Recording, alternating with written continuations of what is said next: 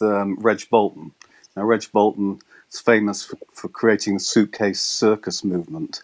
So teaching juggling, stilt walking, acrobatics, creating a show, often in quite difficult community contexts. So Andy had come out of that. I'd been, having moved from Bath, I came up to London, did young people's theatre as an actor, worked with people. Mitch, I'm really sorry, but I feel like we'd be bereft if we didn't take this story and begin it at the very beginning and talk about it in its fullness. I think people have got an idea of some of the stuff we've done. We'll get into the broad story now. Performing isn't a life for everyone. Why did you go on this journey? Why become a performer?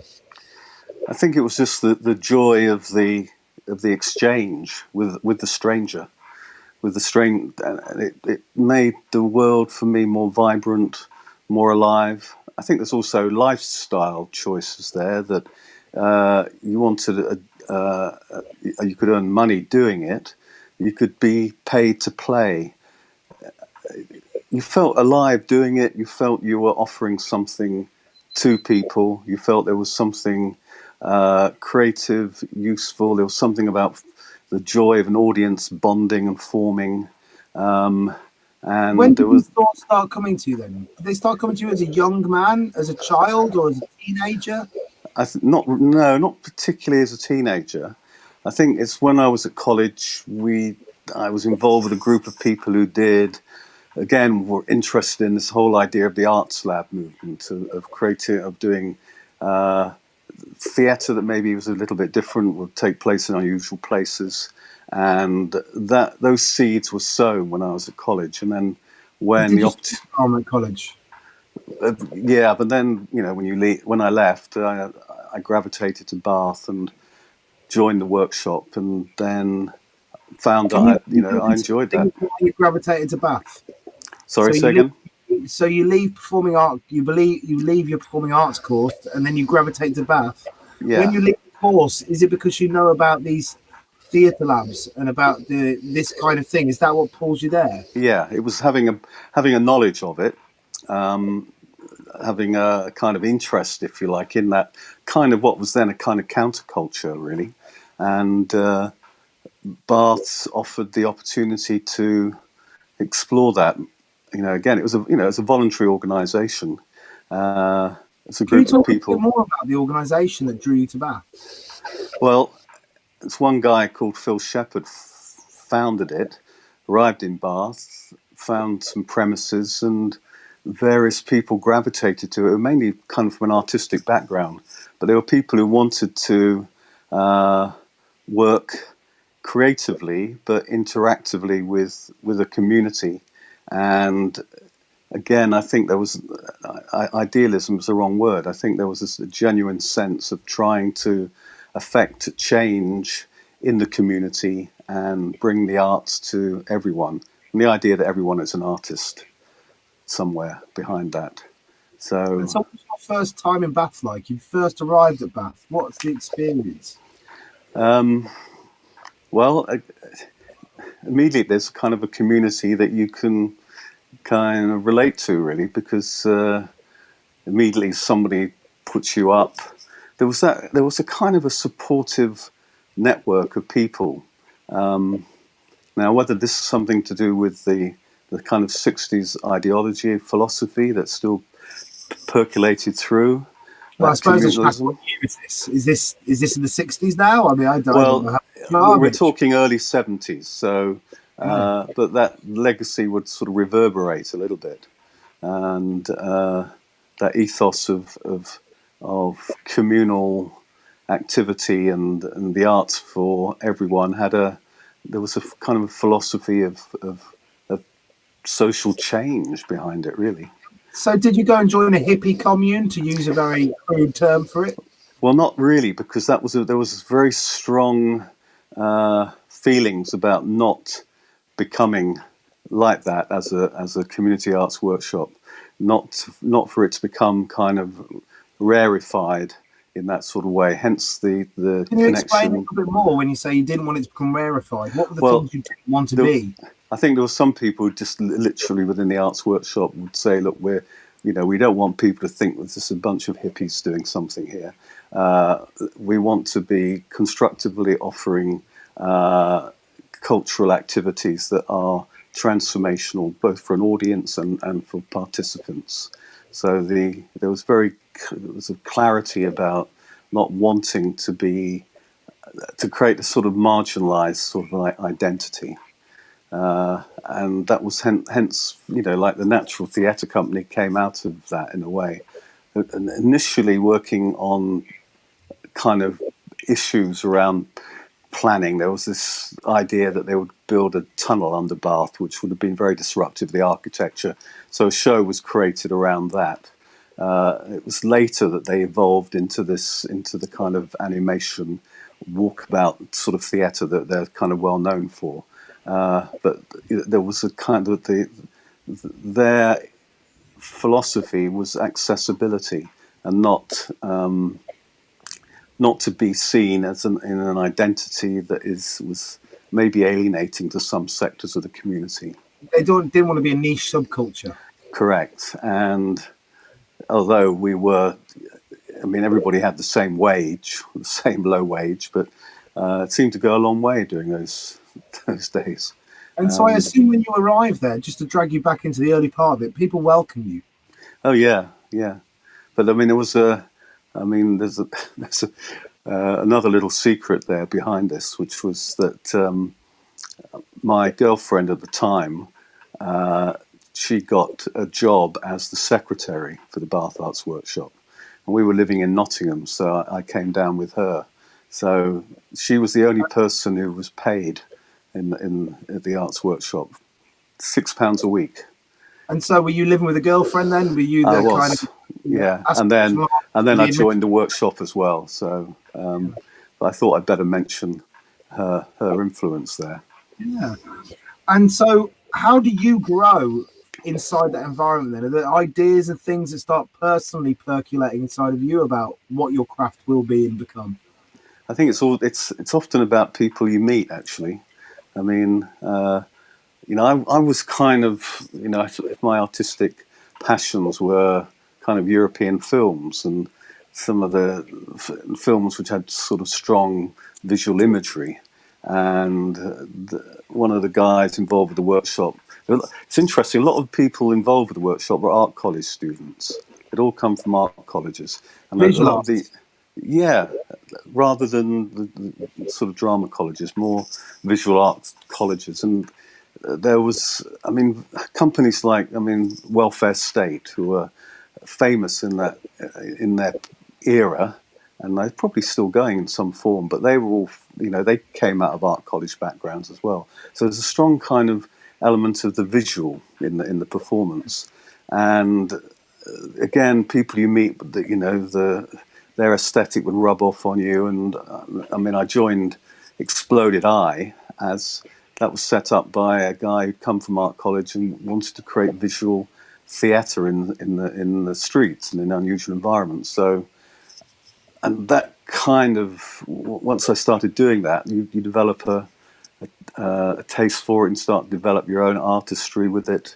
And I loved the idea of doing it in unusual places. Whether it's the theatre of the street or the theatre of the forest. One thing the workshop did was a magical mystery tour. So an audience were invited onto a coach for a 2-day journey, and along the way, for instance, would you stop at people were stopping at hotels along the way who stayed overnight. Like a highwayman would ride across a field and hold up the coach, and people would have to give these chocolate watches that they'd been given at the beginning. Clowns would be hitchhiking. I was a Victorian poet writing a poem by the side of the road, which stretched 50 yards. And we then would take people to this art centre and create this kind of Alice in Wonderland type event. So it was that sort of kind of let the imagination run riot that sort of gave me a foundation for feeling this is really valuable. This makes the world more enchanting. This brings magic into How was your into the decision world. making as a group?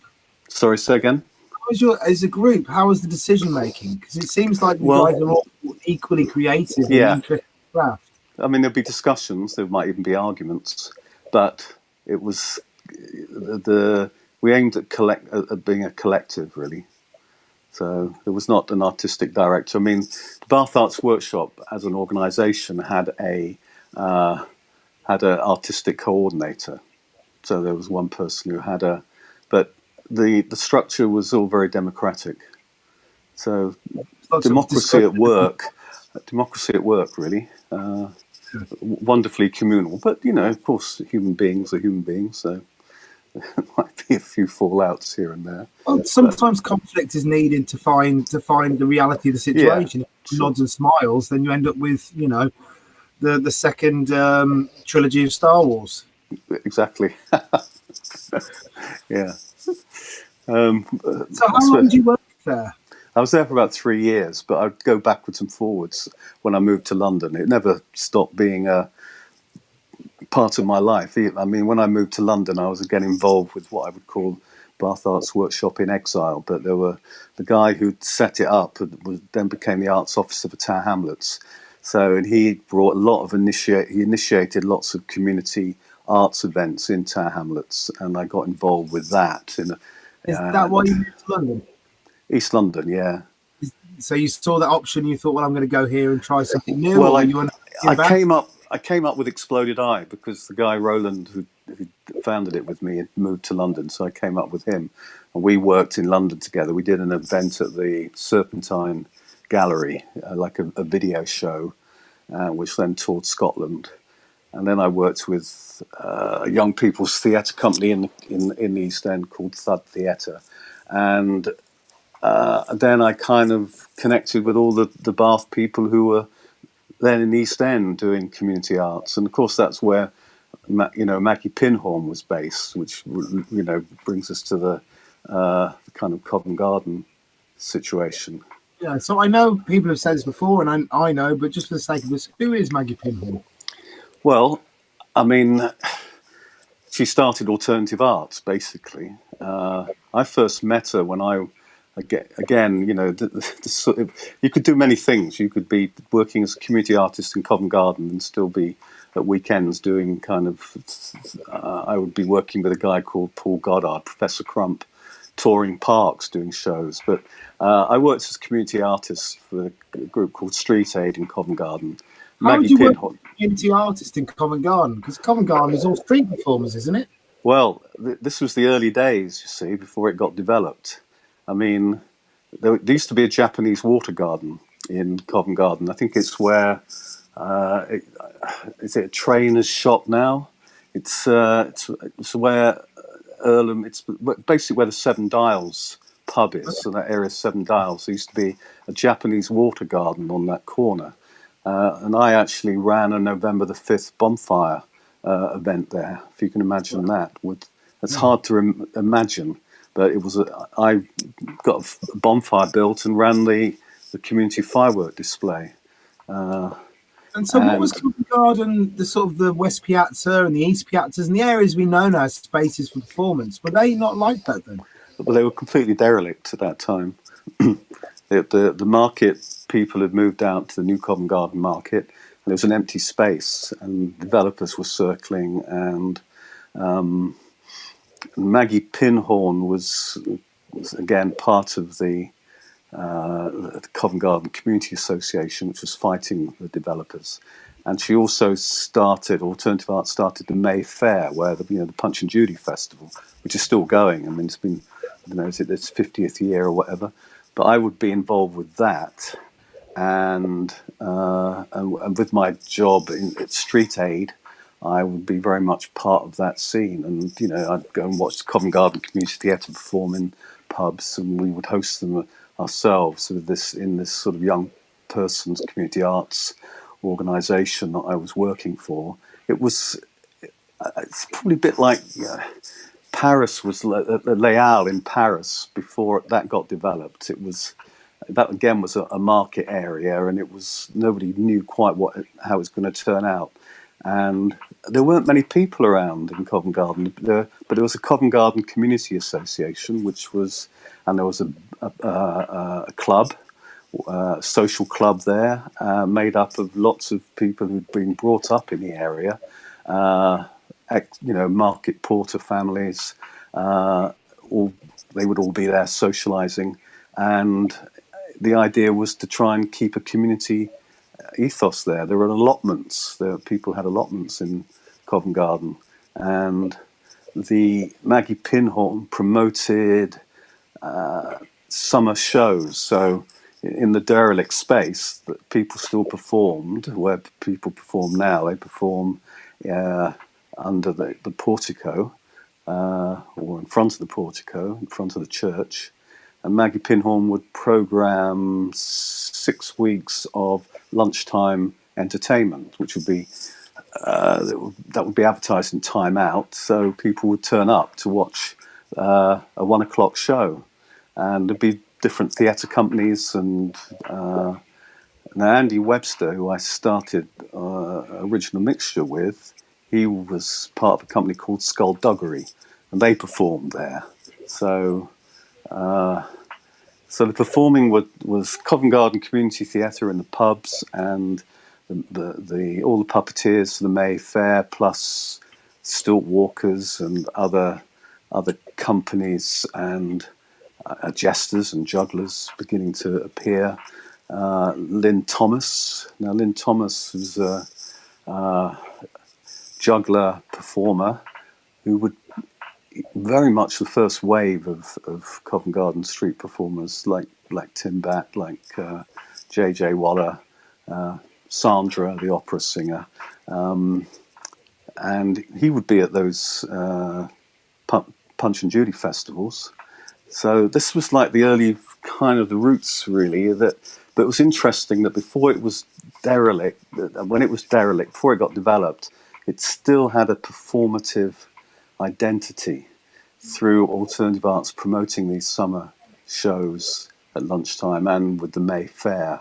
So, and that's how I knew Maggie Pinhorn, really. So, and then alternative arts became a bit of an entity and had an office just around the corner from the church. Is this at the same time as the development's happening? Is this pre-development? The office, the development, alternative arts developed later. I mean, more or less at the same time as the development took place, really. And how did it change place? Was it, because I heard something in one interview that I was quite surprised by. I think it was Terry, in fact, Terry Sinclair, that told me this. Yeah. That it used to be a road. That was a ring road all the way around Covent Garden. Tarmac ring road. The cobbles are only 40 years old.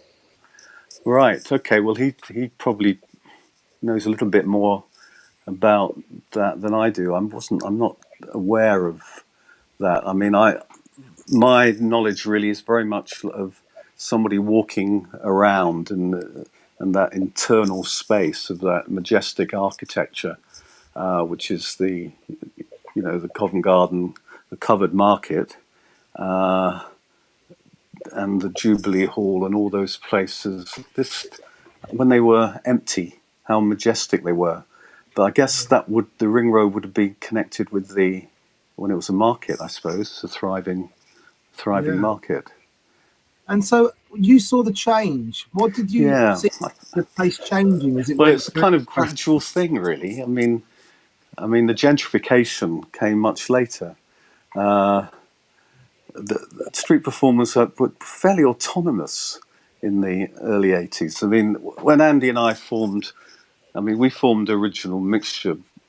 We investigated circus skills, which has always kind of been an interest for me. But I wanted, after all of this background in visual theatre that I had down in Bath, I wanted to learn what I'd call skills that one associates maybe with popular theatre forms or popular art forms like circus, commedia dell'arte, mask work. This is what I sought out and went and studied in different classes. And I think, how did you study it? What study options were there for? Pineapple Studios, Barry Grantham was running classes, and a lot of people who you've interviewed would know Barry, would have gone to his classes. Melvin would have gone to Barry's classes. He had that sort of link between music hall and commedia dell'arte that I found very attractive. And then, of course, it was teaching yourself circus skills. There's a lot of kind of self-help during that period. People like Tony Anthony used to run juggling classes, Tim Batt. And there was that whole movement of juggling evening classes. And, I mean, we became involved with that and began to run ones ourselves, you know. That's how... Why did you decide to run ones yourselves? And I say this is you and Andy from Original Mixture, right? Yeah, and then Doug Orton, who joined us. So he was a juggler who joined us. So there were three of us at one point. But why do that? Why did you feel compelled to do a juggling workshop? I think it was, again, about wanting to spread the gospel in a way. Because, I mean, circus traditionally had always been quite an arcane form. It had been not a closely guarded secret exactly, but, you know, it was very much within, you know, families that wanted to keep the mystique, and that's perfectly understandable. But was it a bit like the Magic Circle? Well, in a way, yeah. I think that a little bit like that. And a whole group of people who you might say were involved with what was then called New Circus, now called Contemporary Circus. But people like Tim Batt wanted to share the tricks, and there was something communal and very kind of something about sharing those skills and people teaching each other.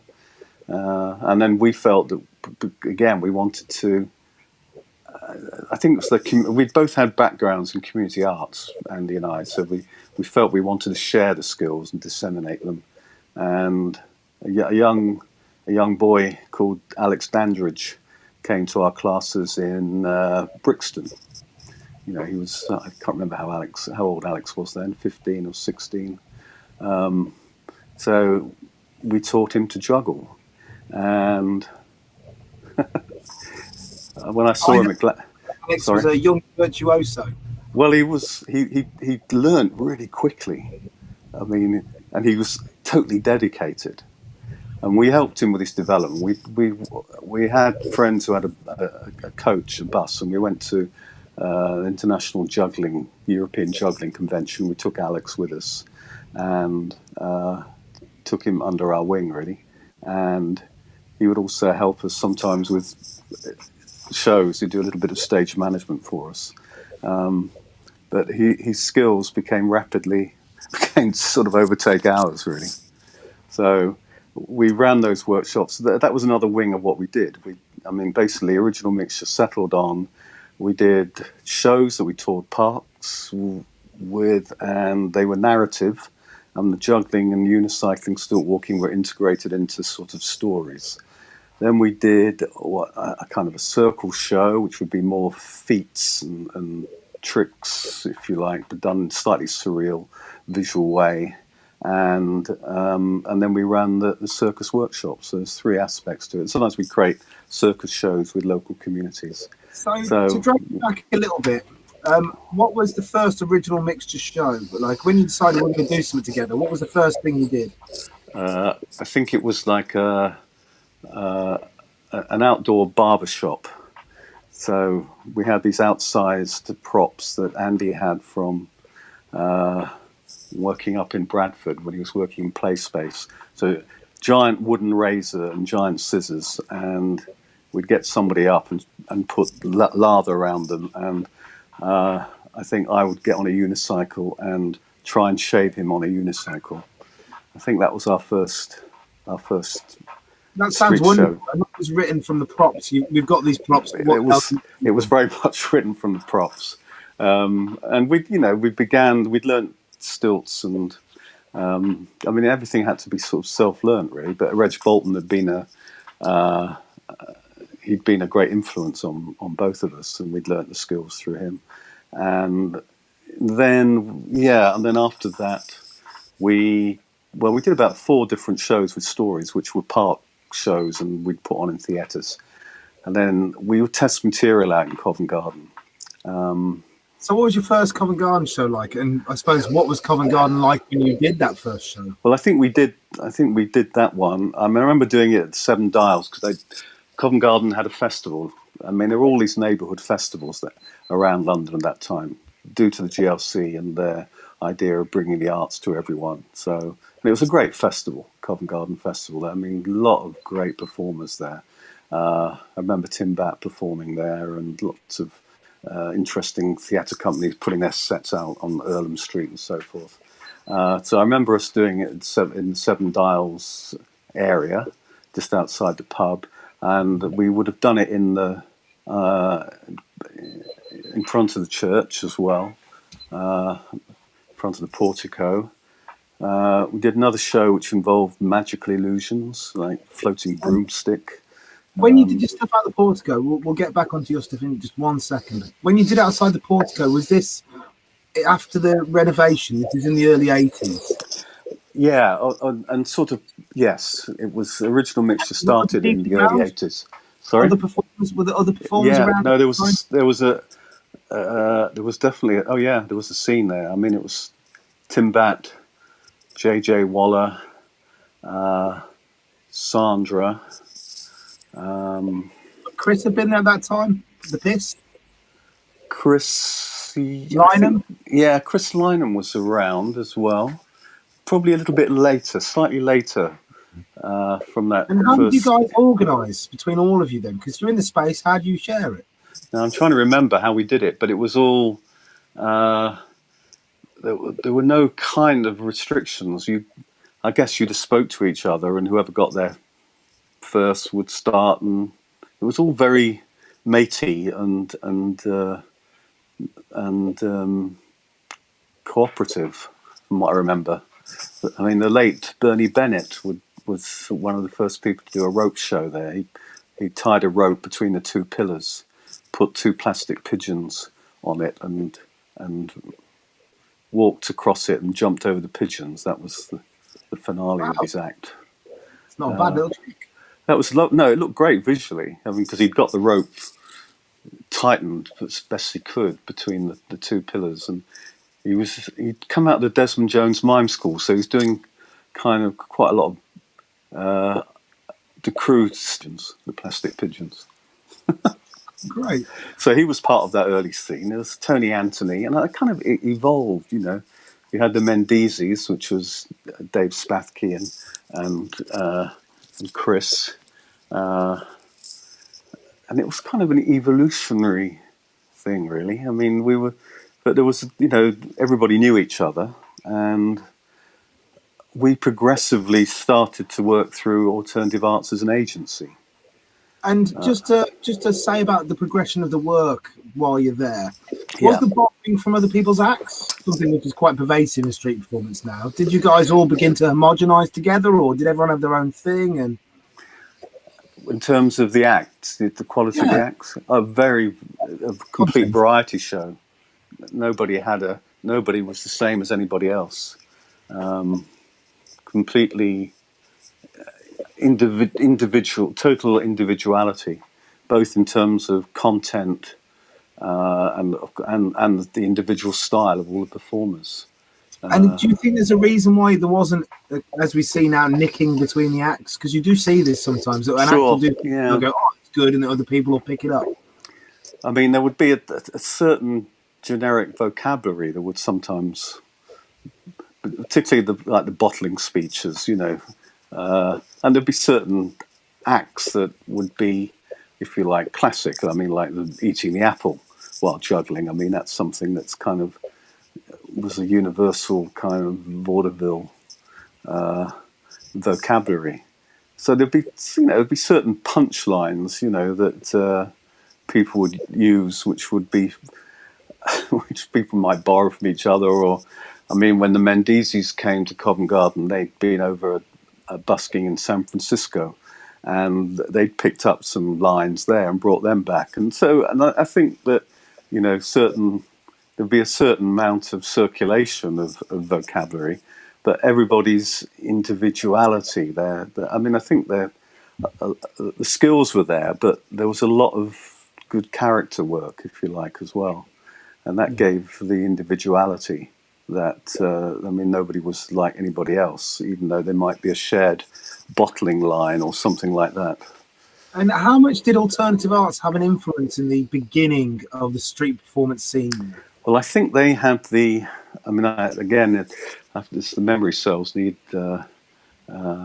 stimulating here. I Well, it mean, was 40 years ago. You can't feel too bad that you need no, to it's not too take bad. a I second mean, to I ponder. thought that they had at one point a sort of a license. So if they wanted to put an act in, then there was nothing the street performers could do. There used to be a bit of tension about that, the alternative, but they essentially the space was, I thought, administered by them, really. But it was generous enough, I felt, for all the street performers to be able to use it. And So did but alternative art kind of take hands off when they weren't booking their own people?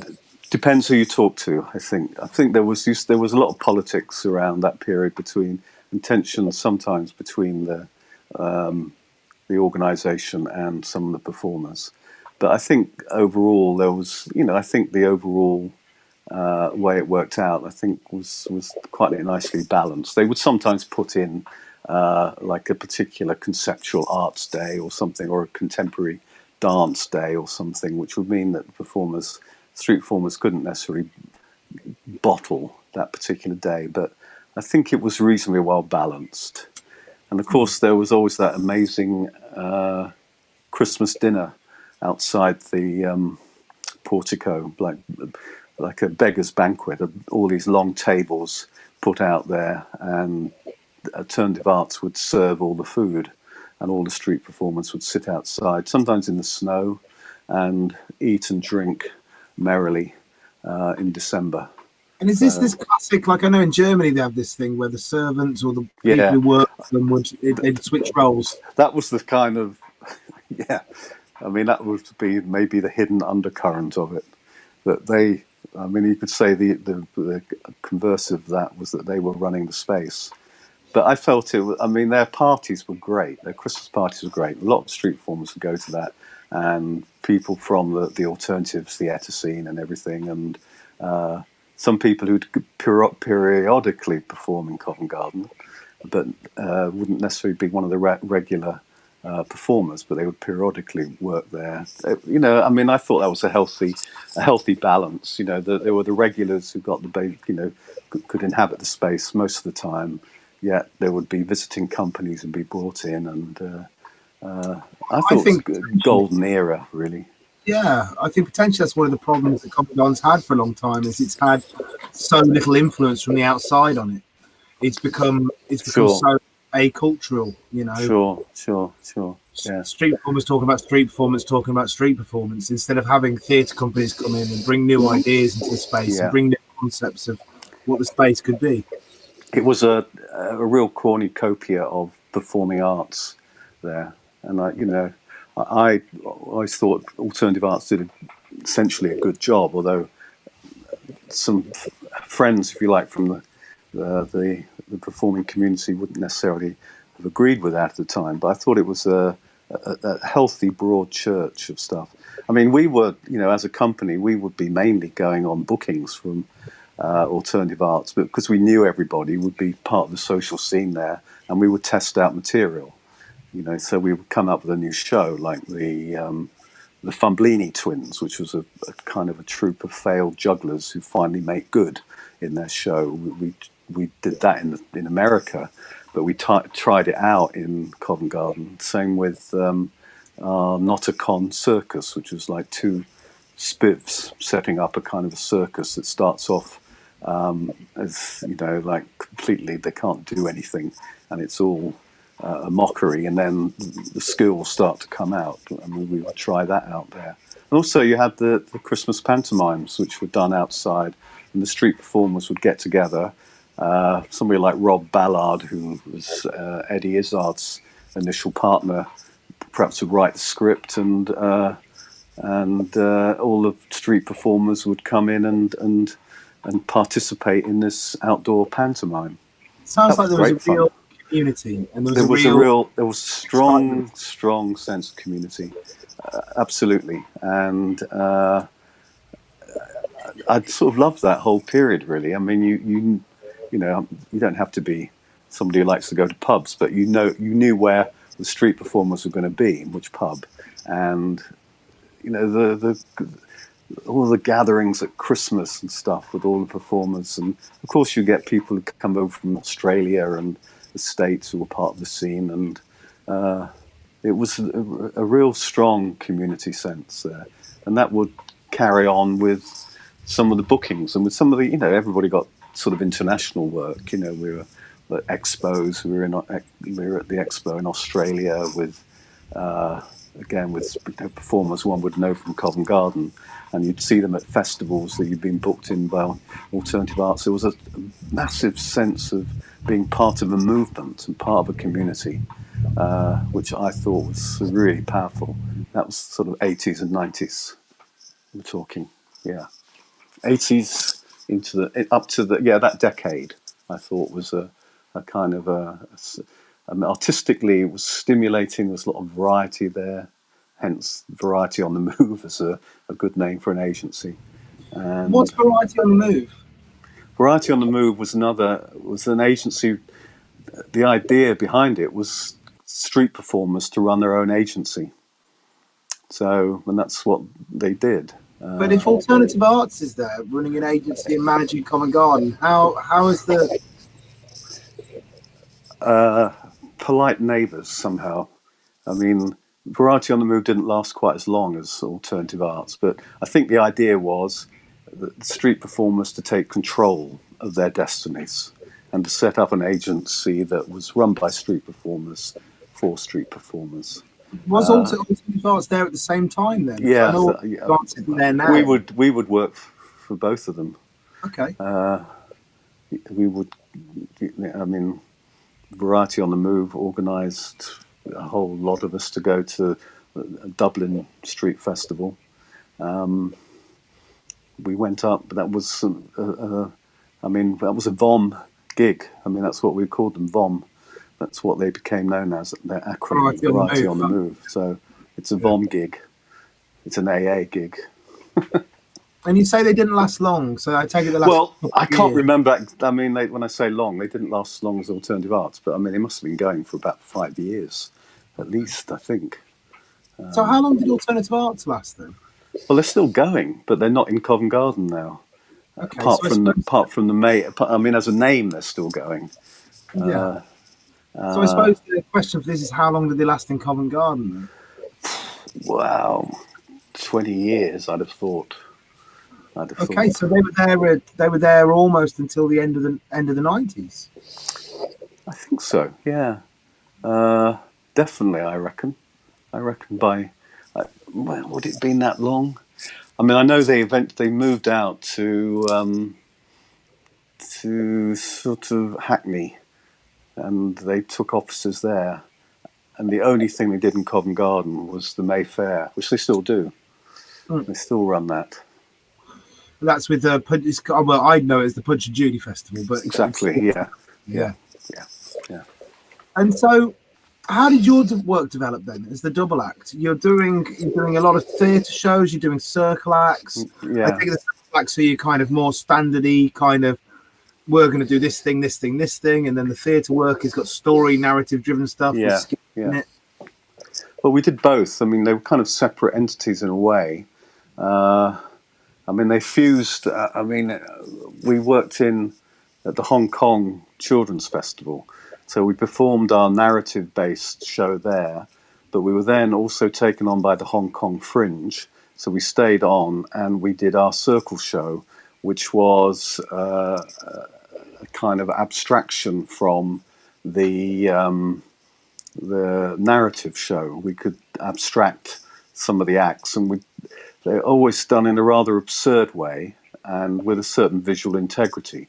So we could do both. So we stayed on doing circle shows in. When you say it's absurd and it has visual integrity, can I get you just to elaborate a little bit on that? Well, we like to have wanted our props to be striking visually, So how would one achieve that? Basically getting some good prop makers. We wanted things to be larger than life, have that sort of outdoor cartoon type quality. Same with our costumes. And so would that be bigger knives, or would it be large clubs, or what's the example? Not so much for the. It was more costume based, and some of the props we had, like we had a tiger. We had a suitcase which was covered in fake tiger skin, and that would be our animal act. And you'd open the suitcase, and there'd be a pair of white teeth and a red tongue, and somebody would put their head into the tiger's mouth, which would be putting their head into the suitcase. So, and we'd do a big build up like that. So the props were quite surreal and quirky and strange. That was part of our identity, I suppose. Yeah, well, that sounds great. And so that's the way you created this striking visuals, is by investing in props and having interesting props with interesting. Costumes. We had somebody would make costumes for us. Yeah. Well, so that's a good lesson to the youngians who are trying to form striking visual stuff with your show, is invest in good costuming and props. Yeah, that was what we wanted to do then. Yeah. And then along came the adventure of the newspaper men, which is what most people associate us with now. Well, this is the thing. Whenever I looked at press to research for this, that's the thing I find more than anything else. Yeah, we did that for quite. Before that, it would have been. We would have been doing 10 years of shows where we'd integrate stilt walking and giraffe unicycling, fire passing, and juggling skills in our shows, and that was essentially our identity, and that was for about 10 years, and that's what that's what we did. But then so we're looking at 1990 now, around this sort of time. Yeah, now 1990 we would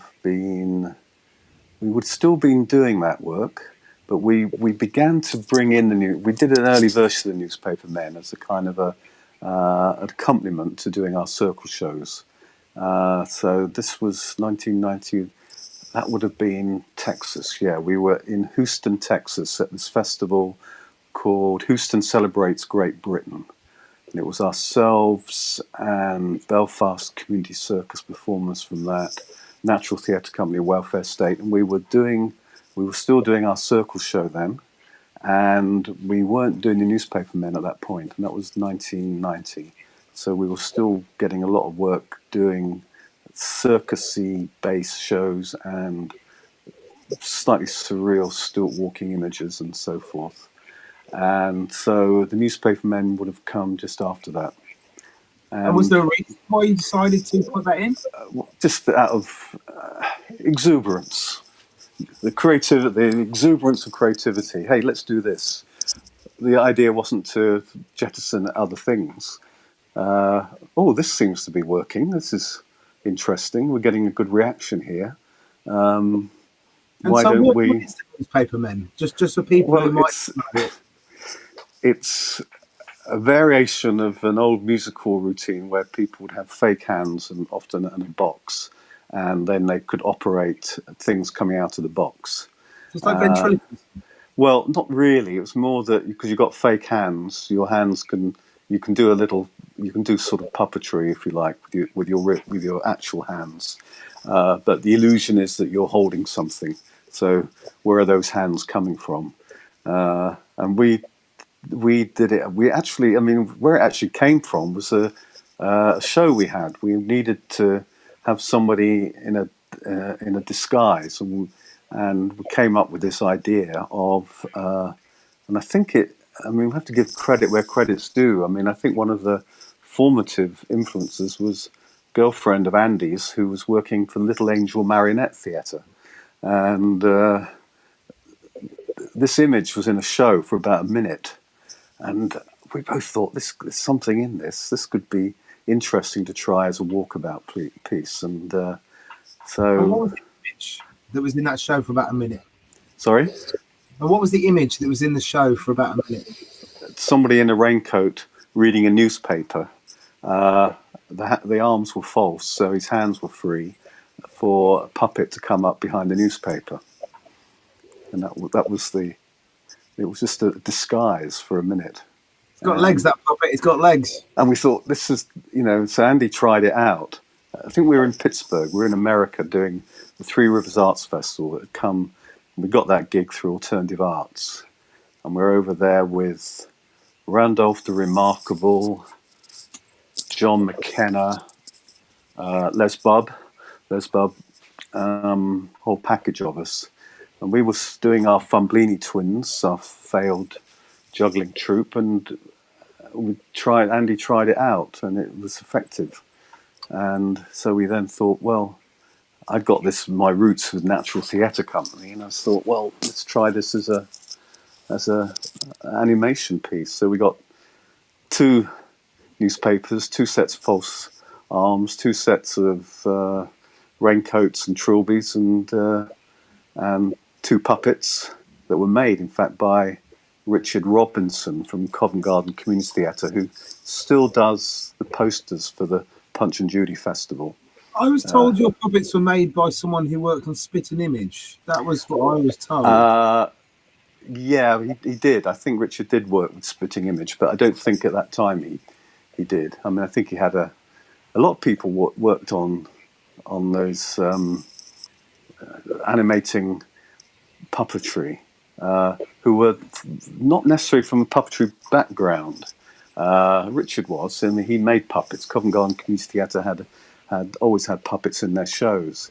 But people like Tony Anthony, Patricia Martinelli, the people worked on things like Little Shop of Horrors and.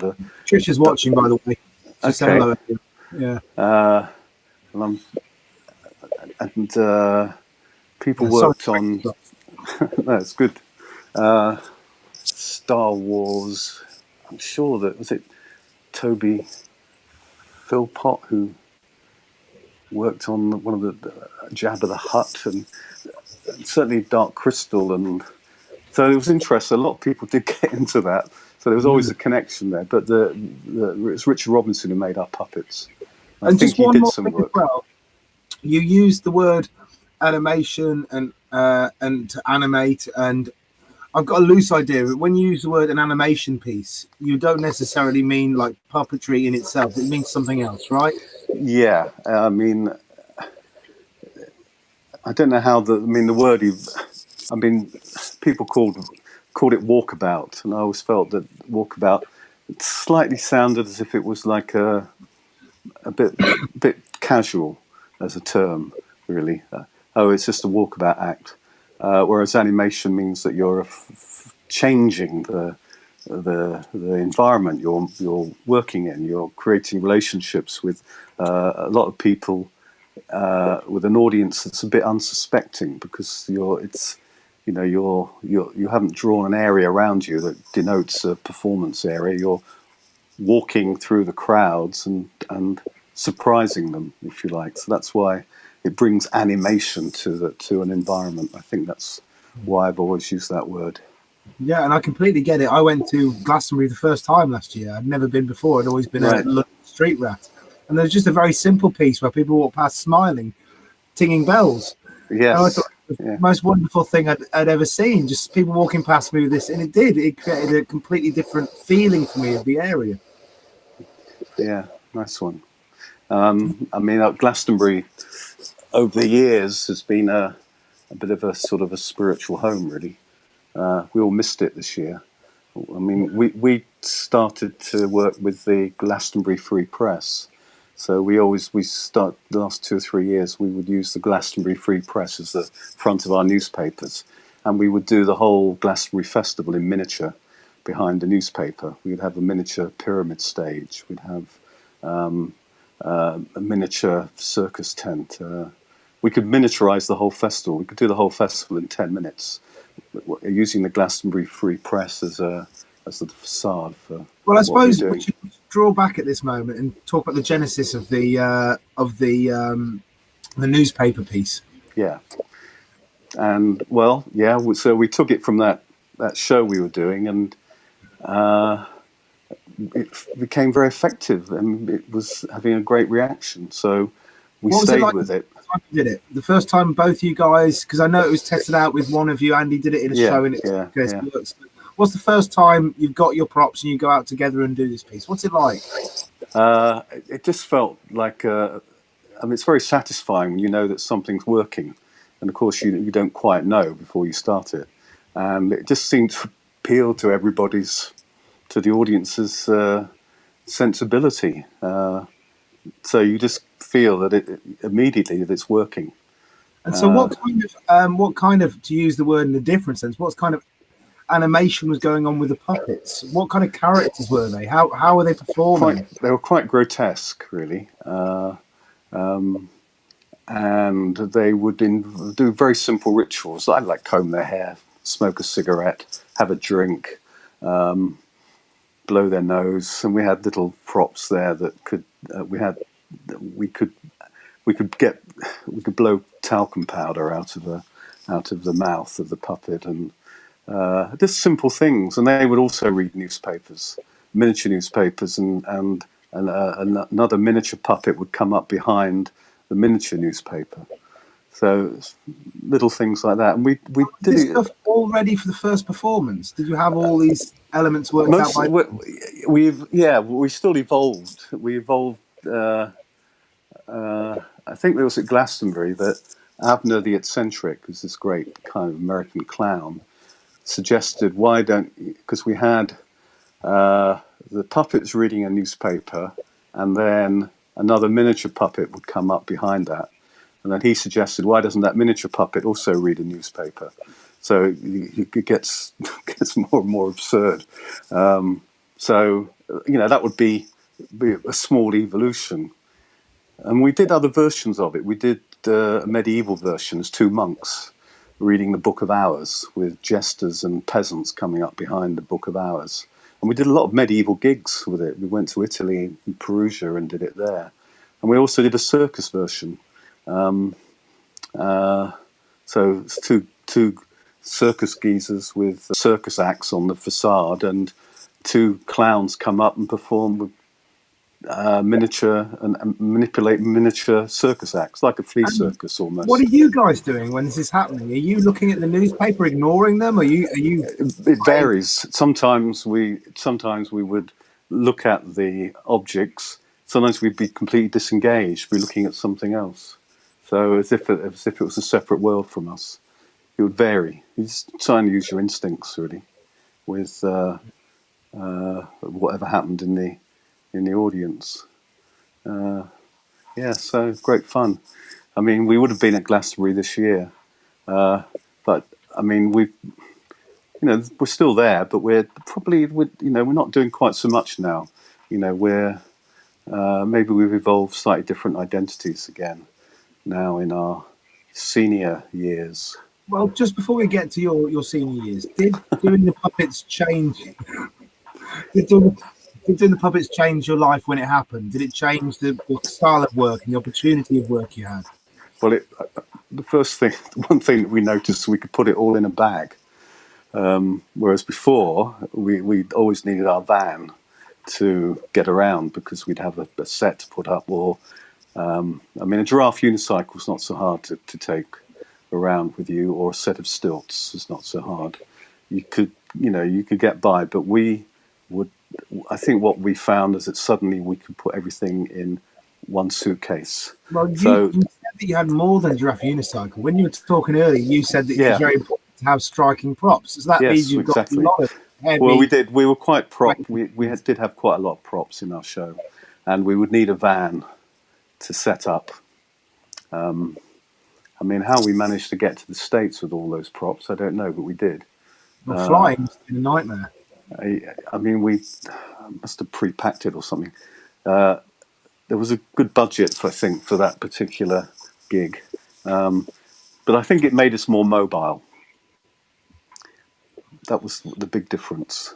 Did it change the nature of the gigs that you were getting as well? No, not really. We would still, we'd be with these agencies that specialise in street art. So it'd be like alternative arts, John Holes, crowd pullers, Fool's Paradise, Joe and Nikki down in Exeter. We were on their books and on other companies' books. So we would still be playing festivals, and sometimes there'd be a puppet festival that you might do. That's what we did in Italy. So it would change in that sense, but I think we were still doing, if you like, the same sorts of festivals, but we'd be working in a different way. That we would be moving about the town or the festival as opposed to being in one set site situation as we used to be. I assume you said that it was a lot easier to get about. So did the quite heavy loading circle and kind of narrative skill shows, did they get done less and less? Because if you have a small set of props to do a show which is a similar life, why are you going to take the big set of props? Yeah, I think there was a sort of shall we say, a maturing of age thing going on there, where the jumping off the giraffe unicycle was affecting the knees a little bit. Same with the stilts a little bit, although we kept the stilt walking going.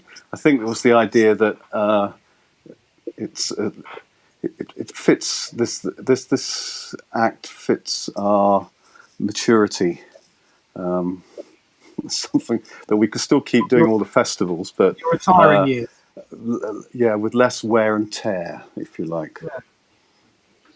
And I've read a lot when I did research about your life and your career, that you've done a lot of directing and theatre production as well. You still work with is that later on, or is this running? That's that happened later. I mean, it started off with drama college culture, really. A drama college would invite me in, and I would teach and then direct a show, and then they'd invite me back. And so I had that kind of... I don't want to be rude by saying, I don't mean it to be rude. Why did they invite you in? Well, it's usually because somebody knows you. And the head of movement was somebody who'd seen a show that we'd done and remembered me, and it came as a result of that. It's always like that. Usually, it's like someone who knows you and tries you out, and then it works, and it carried on. And then, I've worked in loads of drama schools. I mean, I've directed lots of shows there. I also worked at what's now it's called the National Centre for Circus Arts, but for 5 years I was head of performance for Circus Space, and for what the degree. Years was that? What year? Well, the year roughly. It doesn't have to be exact. 2000 and so I've probably been away for about. Although I'm still on there. I still get bits of money from a little holiday pay. So, but officially, I was there from about 2012, 2007 to 2012, something like that. Maybe. And you're still doing the puppets? I assume it sounds. Yeah. I'm still doing original mixture as well at the same time, as well as working on running the performance department within Circus Space. Yeah. This sounds like a new question, but I want to ask it just because I want to hear the response. I kind of feel like I already know it because of the working in community theatre and all these things when you develop. But what do you get from teaching? Why teach apart from just the money? I think it's to do with getting satisfaction of disseminating experience with new young performers, and feeling that the art form is still alive and vibrant and is going to be carried forward by their innovations, which I think has happened for sure. And how do you see, since you're teaching now, so you've seen the span of the change of what was new circus, now modern circus, and theatrical circus, theatrical skill work. How do you see it have changed over the 40 years you've been working in it? I mean, what, the circus scene particularly, or circus scene, or the kind of take your pick, whatever you find most compelling to talk about with that. I mean, I think there's still a lot of really great work coming out. I mean, I was always impressed with the the festival in Auch, the Contemporary Circus Festival, which I would go to as a circus space representative, and I was just fascinated with how imaginative people were and how they were performing these circus acts and what they were doing with them. So I think I've seen it evolve. I think it's still evolving.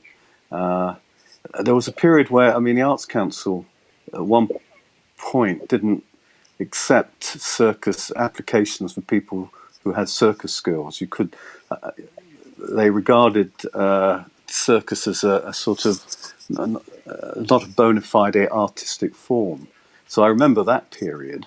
And then there was this circus festival on the South Bank that Nigel Jameson ran with Adrian Evans, where we first saw companies from Europe doing all this extraordinary stuff. The first Archaeos show was there, and that had a big influence. Yeah, and that was a big kick in the. It's really promoted circus as a bona fide art form, and then the Arts Council began to sort of take note, sort of soon after that.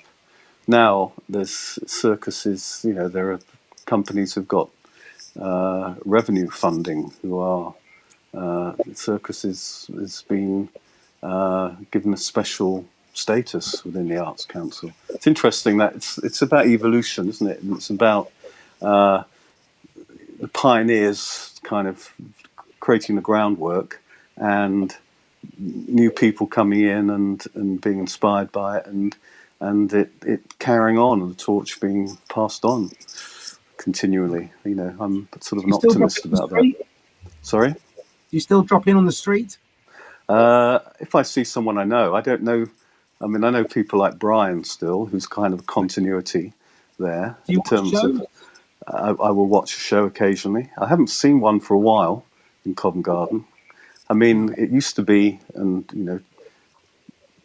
there'd be times when you'd go up there and you'd see Patricia and Tony and everyone. You just go up there and you would socialise and go off and have coffees. And I don't know.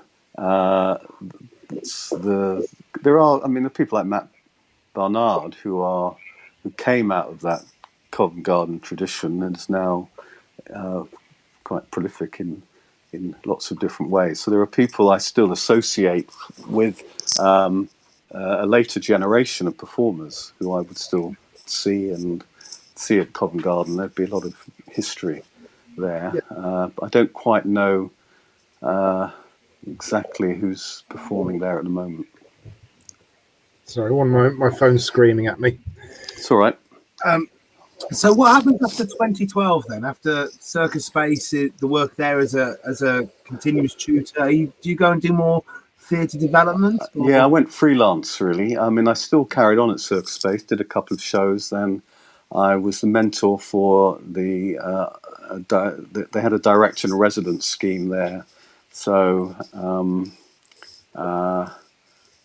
and then I worked on a show called Birdie, which was a William Wharton novel, which was written by the artist in residence, and she and I directed it together, and that went on tour. So there were still continuities and connections there, and I was also working in drama schools and working with theatre companies, and so I carried on a freelance life. There'd be little jobs you'd get, like which I did at Circus Space with graduates from the circus school and some ex-graduates, which was to form a clown troupe to initiate Daniel Radcliffe, the Harry Potter actor, into clowning slapstick skills for the film Victor Frankenstein. So I went in and choreographed a 3-minute sequence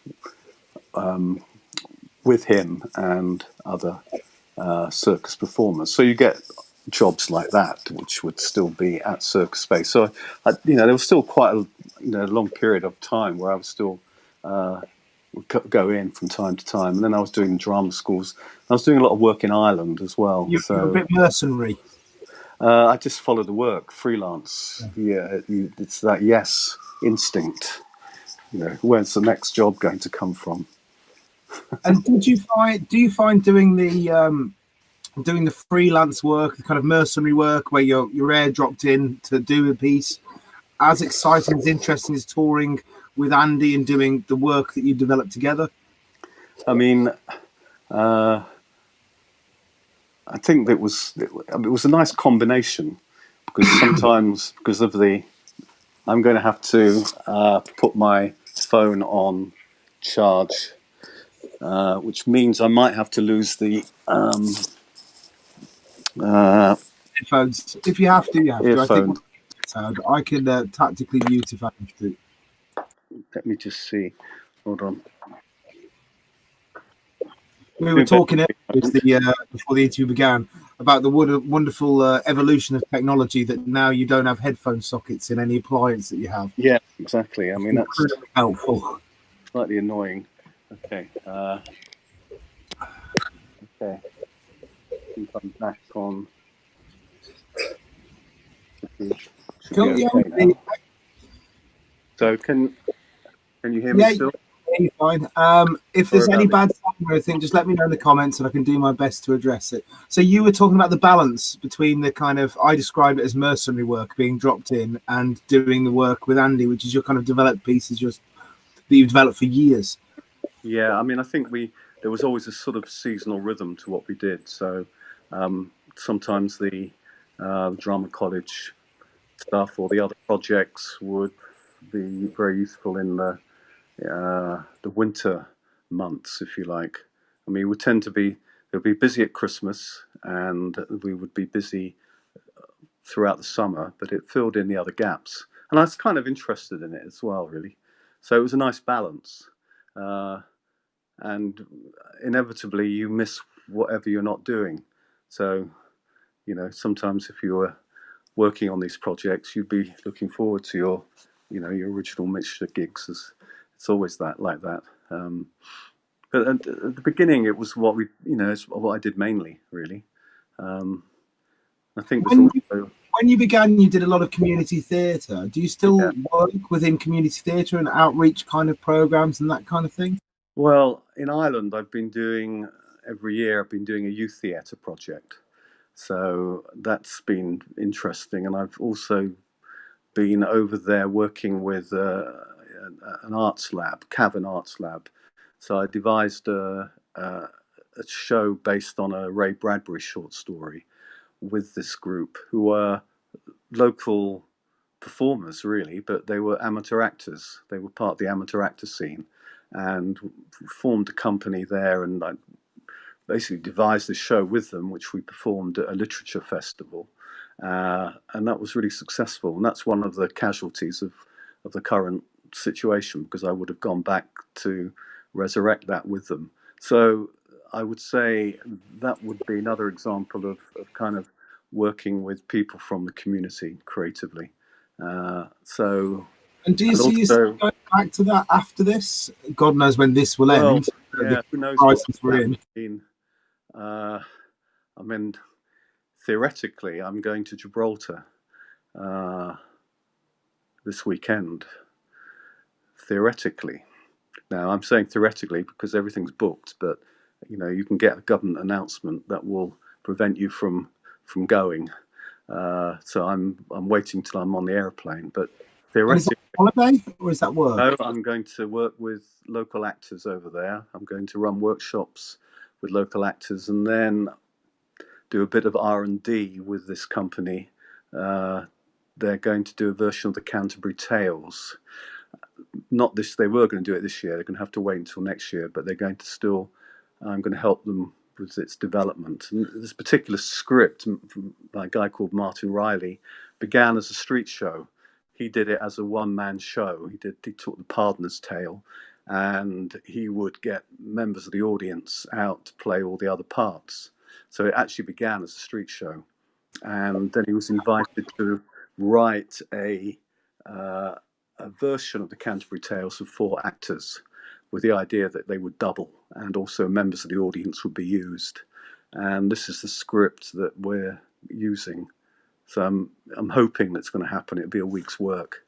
Well, I argue that would be quite an important thing, because there's something I've personally looked at myself, is trying to find the old British mythologies, because I think that Britain has kind of got a bit of senility in terms of its own culture, and maybe that's why we're in such dire position right now. Yeah. No, it's interesting looking at the script when I can see its street theatre roots. That's really interesting. So we'll see what happens. Hopefully it's there for a week. But, I suppose an interesting thing, sorry to interrupt, but just on this point, I think it's a very interesting thing for people who may watch who are contemporary street performers. I found in my own career as a street performer, not starting in theatre and not starting within a dramatic background, that it's much more difficult to be creative and be theatrical in your pieces. And it seems like your entire career, you've had a lot of creative, interesting ideas that you've actually gone and administered on the street. Do you have anything to talk about with that? Well, it's nice you say that. Can you hear me? Okay. Because I've lost your... So what I'm doing, because I'm on headphones, I'm muting myself every time I stop talking. Right, sorry. I will master technology eventually. Yeah, I mean, I love the art, the act of creativity. I love it. It's a shared experience with other people. I'm like everybody, you know, there are times when you're lost in the mist and you don't quite know what you're doing next, and other times when you get the illumination of the ideas, or something happens. I always try and keep optimistic, keep aware of what's going on around me, and sometimes that can inspire you. So I mean, it's a great journey, which one does with complete humility in terms of wondering where does the next idea come from. But I've always felt they've been shared experiences. Have you never seen it as an act of bravery to go out there and try something that might not work? Well, absolutely, it is an act of bravery, and but you learn from that. I mean, a lot of performers I know, who are in, started in Covent Garden, they evolved their acts by performing it, and they would refine it. When they first started, they would not be in control of it, and it would be quite a wonderful thing to see them over a period of time refining it, getting control, knowing when, understanding the timing of it. That's the beauty of that sort of work, is that you're always listening to the audience. You're always listening and learning.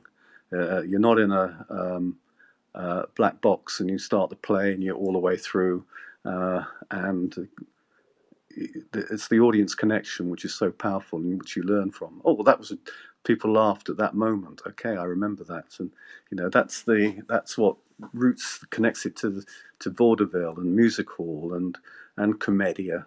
So I'm full of respect for people who work in that medium and keep evolving. And do you see an opportunity for theatre to work its way back into street shows or street show areas? Because it seems like the theatrical has slowly diminished over the development of street theatre as it's become more honed to create a powerful, skilled base product, for want of a better word. The theatre and the theatrical seems to have slowly shrunk and diminished out of the works. Right. Okay. Yeah. I mean, I certainly. I mean, are we saying that's what's happening now? I mean, if I think of the golden era and all the golden performers of street theatre, there was such a variety of wonderful individuality that I always hold on to that as a sort of a role model to compare everything to.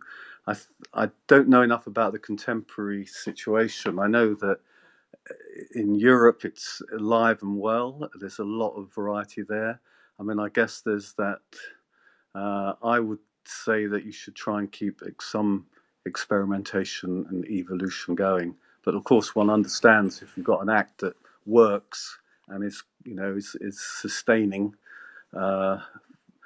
life sustaining, financially sustaining, then of course you're going to stay with that. But Well, I find the experience of going to, say, for example, the Edinburgh Fringe, and I watch the street shows at the Edinburgh Fringe, and I would say 90% of the work there, I will know 70% of the material, and I can finish the lines they say as they say them, and I will, from the first kind of opening gambit, I could probably write down the structure of their show and be pretty accurate with it. Yeah, sure. No, I mean, I think I probably noticed that as well.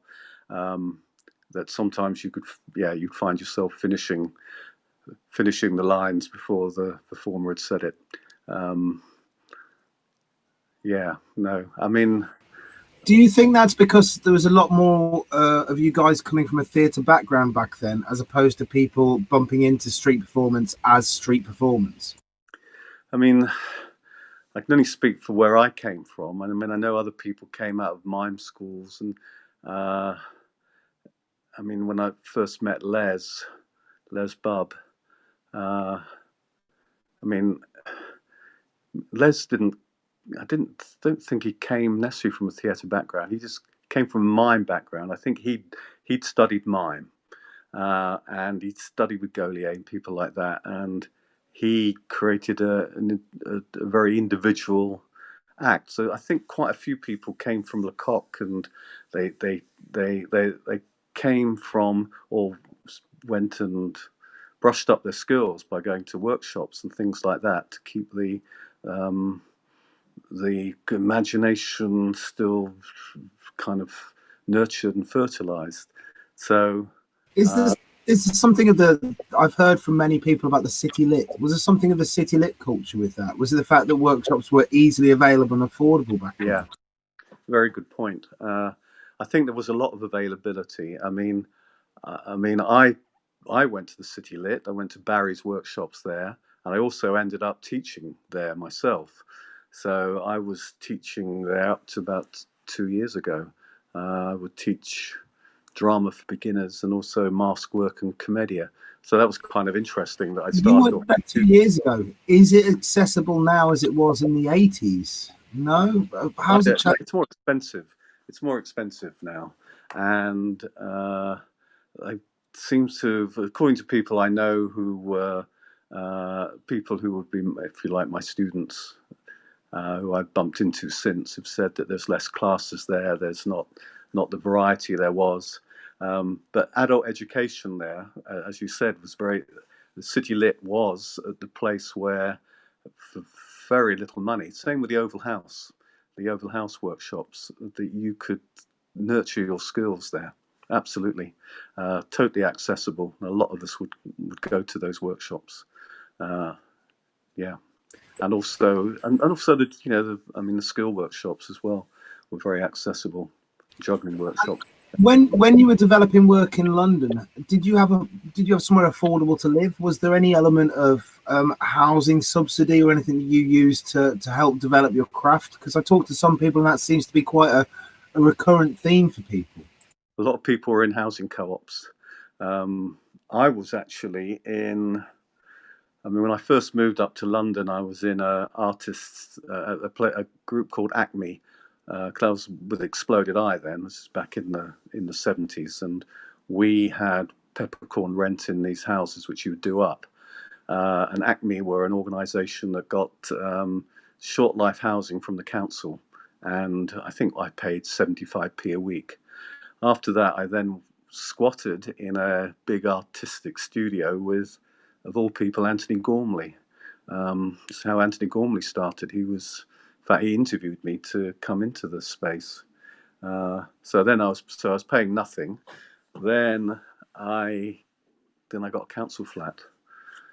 Andy was in a housing co-op in Bonington Square, which was, again, that's where Bernie Bennett was, and quite a few street performers lived there, subsidised rent, low rent, and I think that helped. Then that everybody I knew more or less had some sort of subsidized housing. Yeah.